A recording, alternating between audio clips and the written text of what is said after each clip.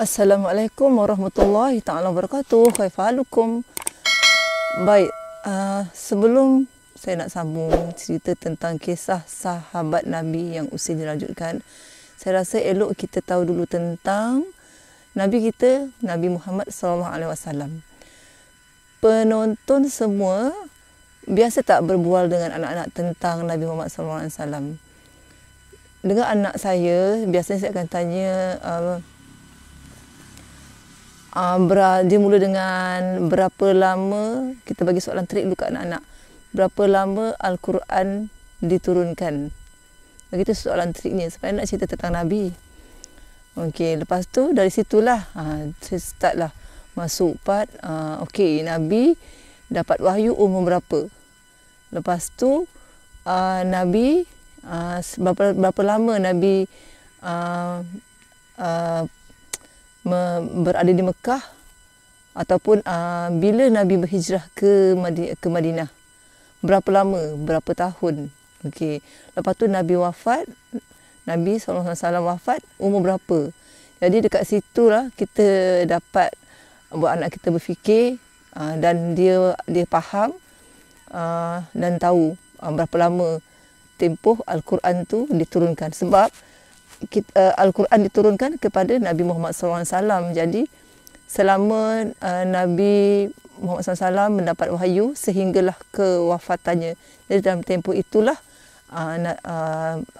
Al-Quran diturunkan. Jadi saya suka dengan anak berbicara macam tu lah, biar dia faham dan dia ingat. Bila kita tanya macam tu, dia akan ingat yang tempohnya nyamuk. Tempoh Al-Quran diturunkan adalah selama 23 tahun. Lepas tu baru saya start ceritakan tentang saat bila mulanya Nabi Muhammad SAW lahir. Okey, bermula dengan kisah Abrahah. Lepas tu kisah Nabi tak berayah, usia berapa 2 bulan kan, 2 bulan dalam perut ibunya. Lepas tu ayahnya wafat, maknanya Nabi Muhammad SAW telah yatim semasa dalam perut. Lepas tu kelahiran Nabi Muhammad SAW yang disukai oleh semua penduduk di Makkah. Kemudian zaman kecil Nabi, zaman selepas tu Nabi diserahkan kepada ibu susuan, dan apa yang berlaku semasa dalam dia disusukan, berkahnya hidup Halimatus Sa'diyah semasa menyusukan. Kemudian di saat 2 orang malaikat yang datang membelah dada Nabi, membersihkan, dan seterusnya, akhirnya Nabi diserahkan semula kepada ibunya Aminah. Lepas tu Aminah pergi ke Madinah untuk membawa Nabi Muhammad SAW untuk ziarah kubur ayahnya. Balik tu dalam perjalanan ibu Nabi SAW meninggal dunia. Kemudian Nabi diserahkan kepada atuknya Abdul Muttalib. Kemudian setelah 2 tahun atuknya pula meninggal dunia pada usia 8 tahun lebih kurang. Kemudian diambil, dipelihara oleh pakciknya Abu Talib. Okey, itulah start seterusnya kisah Nabi. Lepas tu Nabi Muhammad SAW ikut Abu Talib ke Syam pada usia 12 tahun. Dan pada ketika itu dah nampak dah ciri-ciri kenabian tu dah nampak kan. Satu hari tu yang masa pergi ke Syam tu, tiba-tiba masa berhenti satu tempat, seorang alim juga, Buhairah tak salah namanya, nampak macam kumpulan yang ada Nabi Muhammad SAW ni macam lain macam, tanya tentang dia tanya tentang Nabi dan minta pakciknya Abu Talib untuk bawa pulang semula. Sebab ada ciri-ciri kenabian kan. Orang Alkitab ni dia baca kitab dulu, original kan, dah tahu kedatangan Nabi yang terakhir. Kemudian selepas itu kisah tentang zaman remaja Nabi Muhammad SAW, yang mana Nabi pun macam remaja yang biasa juga, ada hati nak pergi berhibur kan. Tapi Allah jaga Nabi, Allah tidurkan Nabi 2 kali. Nabi minta orang jagakan kambing yang dibela. Nabi masa kecil pun dah bekerja membantu pakciknya, sebab dia kesian pakciknya kan. Pakciknya bukannya orang kaya macam adik-beradik yang lain. Lepas tu pakciknya tak kaya, dan pakcik Nabi Abu Talib sangat sayang Nabi Muhammad SAW, sebab dari kecil Nabi Muhammad SAW memang seorang yang sangat baik dari segi akhlaknya, selalu tolong Nabi, selalu tolong pakciknya, bekerja rajin semua dan sebagainya lah. Dan dia disenangi oleh semua orang, dan sehinggalah dia digelar Al-Amin sebab sikapnya yang sangat baik, jujur kan. Satu Mekah tu semua sayang dengan Nabi Muhammad SAW. Dan Nabi juga bekerja sebagai ahli perniagaan yang jujur kan. Masa itulah pernah Siti Khadijah mendapati perniagaannya maju oleh kerana rupanya dia tak dirisik-risik rupanya oleh kerana Nabi Muhammad SAW seorang peniaga yang membawa barangnya jujur, jadi barang banyak habis.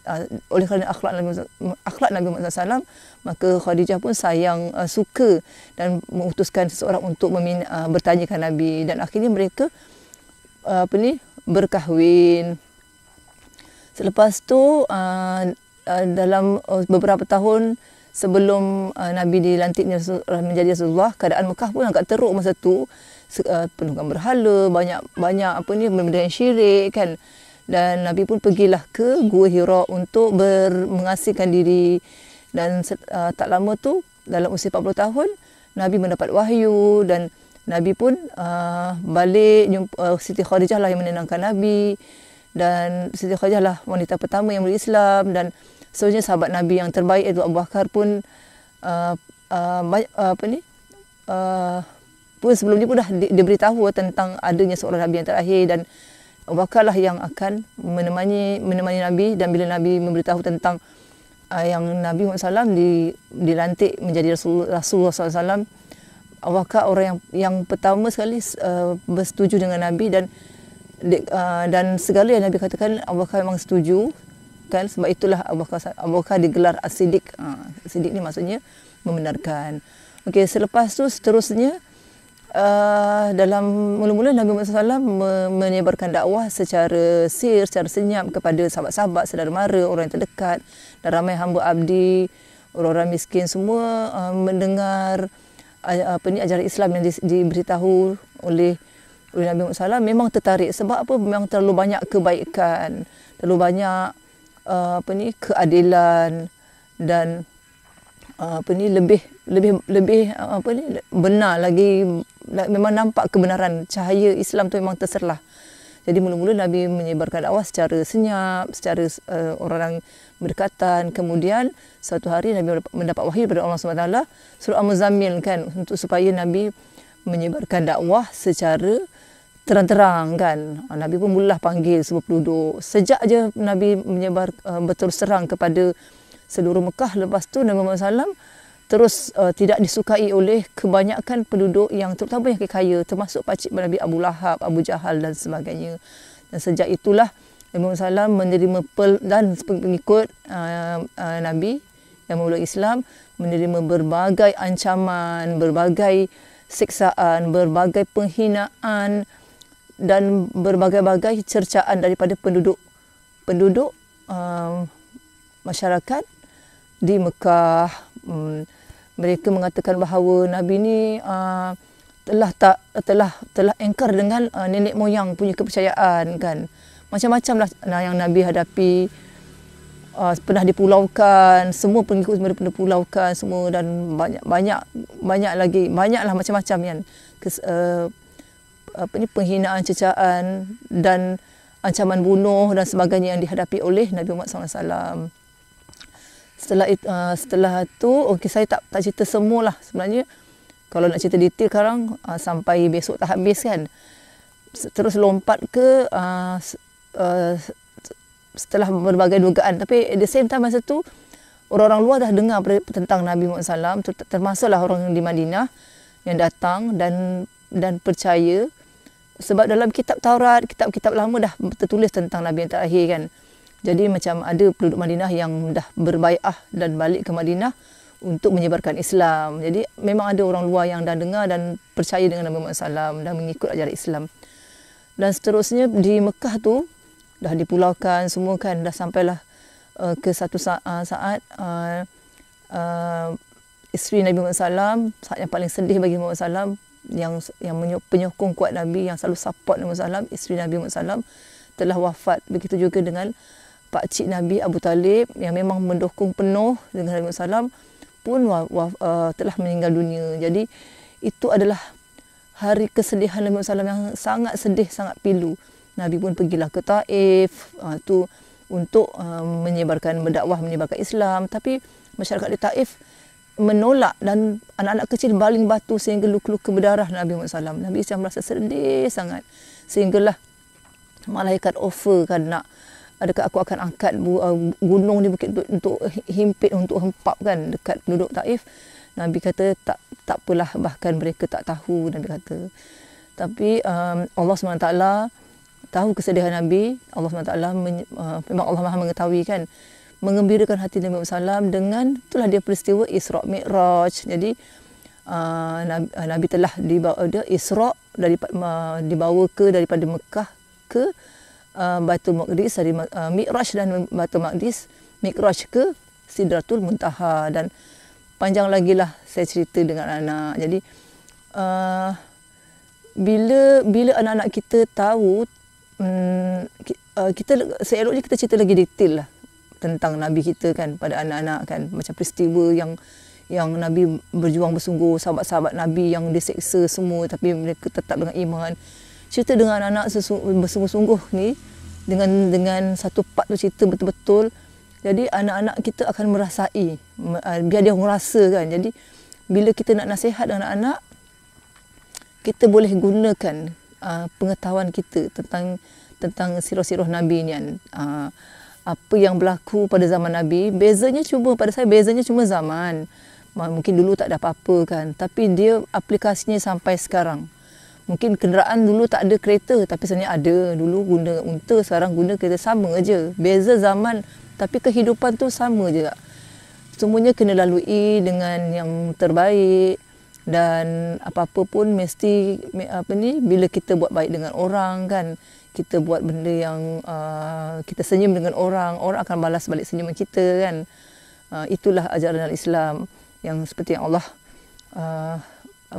selalu dalam Quran, amal ma'ruf nahi mungkar. Sentiasa buat yang baik, dan yang tak baik jangan sesekali kita buat. Okey, dah panjanglah saya cerita petang ni sementara menengok-nengok tahfiz ni. Jadi nanti kita teruskan lagi tentang Nabi dulu. Nak cerita tentang sahabat Nabi, tapi eloklah kita betul-betul memahami situasi apa yang berlaku pada Nabi Muhammad SAW semasa di Mekah kan. Okey, yang 10 tahun, 13 tahun Nabi rasai lalui siksaan, cecaan oleh penduduk Mekah, masyarakat Quraisy. Dan selepas ni kita pergi ke Madinah dulu. Lepas kita pergi ke Madinah, lepas tu Islam akan menang, baru kita sorot pula kisah sahabat-sahabat Nabi Muhammad SAW. Jadi sekian dulu cerita untuk hari ini. Ada lebih ada kurang, nanti saya touch-up lagi dalam mungkin kisah yang akan datang. Jadi kalau ada yang salah, tolong betulkan komen dalam video ni. Jadi sekian dulu. Assalamualaikum warahmatullahi wabarakatuh. Ila liqa.